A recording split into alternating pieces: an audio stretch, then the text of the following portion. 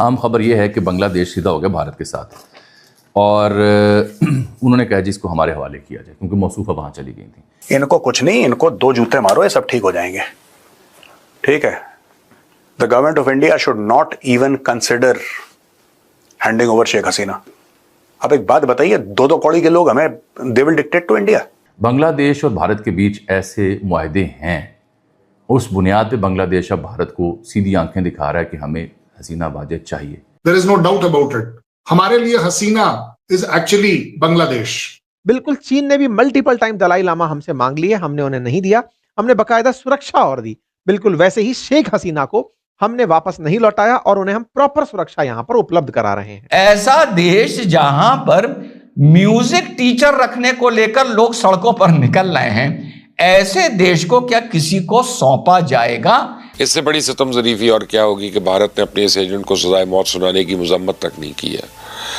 अपने सरकारी रद्द अमल में भारत ने बांग्लादेश की अबूरी हुकूमत का मसला अफाम और तफहीम से सुलझाने का मशवरा दिया। अब ये भारत ने देखना है कि उन्हें हसीना बचानी है या बांग्लादेश के साथ ताल्लुकात, क्योंकि बांग्लादेश की सरकार और बांग्लादेश की यूथ हसीना वाजिद की हवालगी के बगैर पीछे नहीं हटेगी। अगर भारत ना होता तो शेख हसीना को उनके घर में ही उसी अगस्त की रात को मार दिया गया होता। जैसे इनके पिताजी को मारा गया, ऐसे ही इनको मारने की प्लानिंग थी। ये 2 कौड़ी के लोग जो अपनी बिजली नहीं बनाते, जिसको गौतम अडानी बिजली देता है जब इनके घर में बल्ब जलते हैं, यहां से चावल जाता है जब ये चावल खाते हैं, अब ये हमें डिक्टेट करेंगे। दोस्तों, पाकिस्तानियों को सुनकर हंसी आती है। कहां से आते हैं ऐसे लोग? ऐसा लगता है ये लोग हमारे गोले के नहीं हैं, किसी और गोले से आए हैं। कितने तेजस्वी हैं ये लोग। आप सभी हंसते रहिए और पाकिस्तानी कॉमेडी का मजा लेते रहिए और चैनल को सब्सक्राइब करना और शेयर करना ना भूलें। धन्यवाद। और दोस्तों, यहां पे Bangladesh urges India to hand over Sheikh Hasina after death sentence, providing refuge would be. अब बांग्लादेश के फॉरेन मिनिस्ट्री ने बोला है कि handing over former Prime Minister fugitive accused Sheikh Hasina from India after tribunal's death sentence to the Awami League leader. In a letter, the Bangladesh ministry cited an extradition agreement with India and said it was an obligatory responsibility for New Delhi to ensure Hasina's return to Bangladesh. Providing refuge to these individuals who have been convicted of crimes against humanity by any other country would be highly unfriendly act and disregard for justice. इनको कुछ नहीं, इनको 2 जूते मारो, ये सब ठीक हो जाएंगे। ठीक है, the government of India should not even consider handing over Sheikh Hasina. अब एक बात बताइए, 2 कौड़ी के लोग हमें, they will dictate to India.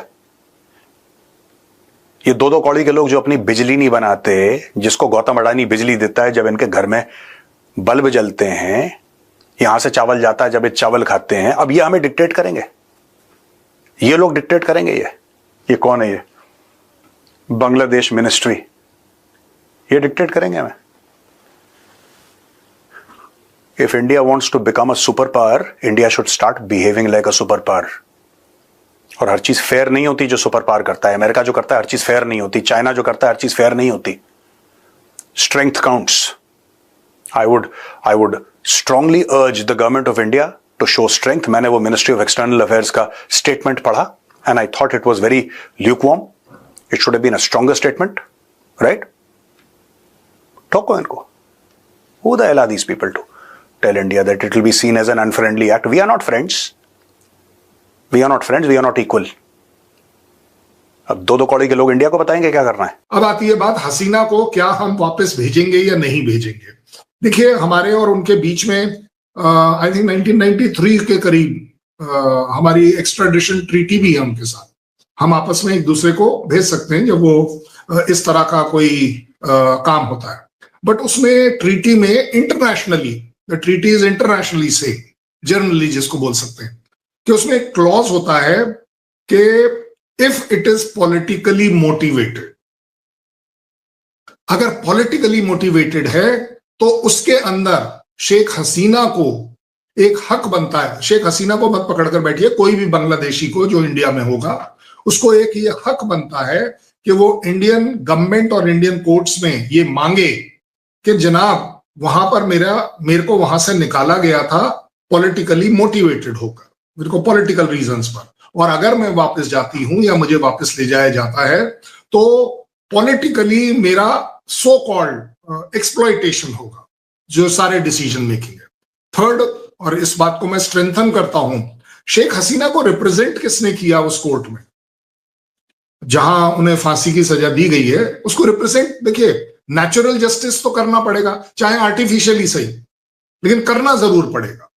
सो उस पॉइंट ऑफ व्यू से शायद Hasina may be able to score, क्योंकि उनके पास वो दो ऑप्शन जो निकल कर आ रहे हैं कि एक है कि चलिए जी वो सुप्रीम कोर्ट जाएंगी, वहां से जस्टिस मांगेंगी, सरेंडर करेंगी, उनको अरेस्ट किया जाएगा, जो भी कह लीजिए। As far as India is concerned, India इस बात पर कन्विंस्ड है कि यूनुस सरकार अपने आप में एक पॉपुलर सरकार नहीं है, एक डेमोक्रेटिक सरकार नहीं है।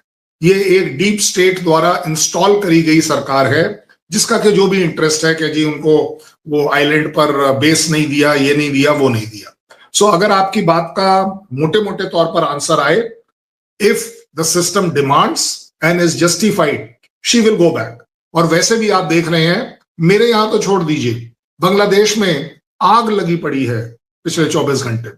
जिस तरीके से लोग इस बात को प्रोटेस्ट कर रहे हैं, जिस तरीके से हसीना खुद कह रही है पिछले एक सप्ताह में कि इलेक्शन करिए, मैं आ रही हूं, election should be fair and fine. उसके बाद उसके अलोंग अगर आप एक जुडिशरी सिस्टम को जस्टिफाइड तरीके से चलाएंगे तो जाएगा। मैं आपको, क्योंकि आप राजीव गांधी के बहुत बड़े फैन हैं, इसलिए मैं आपको समझाने की कोशिश कर रहा हूं सिमिलर एग्जांपल, कि राजीव गांधी के खिलाफ कोर्ट में केस हैं, बट दैट डजंट मीन कि वो जेल में बंद हैं।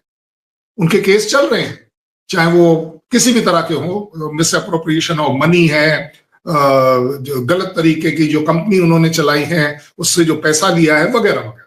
सो ही हैज अ राइट। मुझे लगता है शेख हसीना को बांग्लादेश में अगर किसी भी तरह की डेमोक्रेसी और जुडिशरी सुप्रीम है तो उन्हें यह चांस जरूर मिलना चाहिए। बहरहाल शेख हसीना वाजिद को होगी सजाए मौत। जो मैंने कल आपको खबर दी थी, इंटरनेशनल क्राइम्स ट्रिब्यूनल ने 1400 अफराद के मारने का इस पर इल्ज़ाम है, जब तलबा तहरीक पिछले साल में अगस्त में शुरू हुई थी। और ये यूएन के जो ट्रिब्यूनल था उसकी खबर थी कि 1400 अफराद मारे हैं इसने। और ये जो इसको फिर इंसानियत के ख़िलाफ़ जराइम का मुर्तकिब करार दिया गया है, सजाए मौत हुई है। ये फ़ैसला जस्टिस मोहम्मद गुलाम मुर्तज़ा की सरबराही में 3 रुकनी इंटरनेशनल क्राइम्स ट्रिब्यूनल ने सुनाया है और 3 इल्ज़ामात साबित हुए हैं, जिनमें से एक पर उम्र कैद, 2 पर सजाए मौत दी गई है। और इन्हें कहा गया कि इन्होंने जुलाई की बगावत के दौरान इंसानियत के ख़िलाफ़ तमाम जराइम की मास्टरमाइंड ये बनी, मनसूबा साज बनी और अहकामात जारी किए लोगों को मारने के लिए। मजमूई तौर पर 3 दीगर अफराद के ख़िलाफ़ 5 इल्ज़ामात थे। इश्ताल अंगेज़ बयानात देना, हेलीकॉप्टर, ड्रोन और मोहलिक हथियारों का इस्तेमाल करते हुए मुजाहिरीन को मारना, और फिर जो रंगपुर की बेगम रुकैया यूनिवर्सिटी के तालिब इल्म है अबू सईद, सबसे पहले जिनको शहीद किया गया।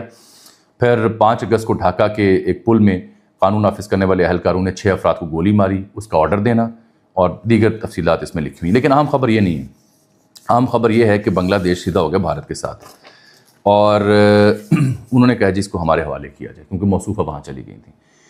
जो बांग्लादेश की फॉरेन मिनिस्ट्री की स्टेटमेंट है वो पढ़ने से ताल्लुक़ रखती है। बिल्कुल ठोक बजा के वो कह रहे हैं कि इन्होंने इंसानियत की तजलील की और जंगी जराइम का ये मर्तकिब हुई हैं और भारत इनकी मेहमान नवाजी कर रहा है, हमारे हवाले किया जाए। बांग्लादेश और भारत के बीच ऐसे मुआहदे हैं, उस बुनियाद पर बांग्लादेश अब भारत को सीधी आंखें दिखा रहा है कि हमें हसीना वाजिद चाहिए।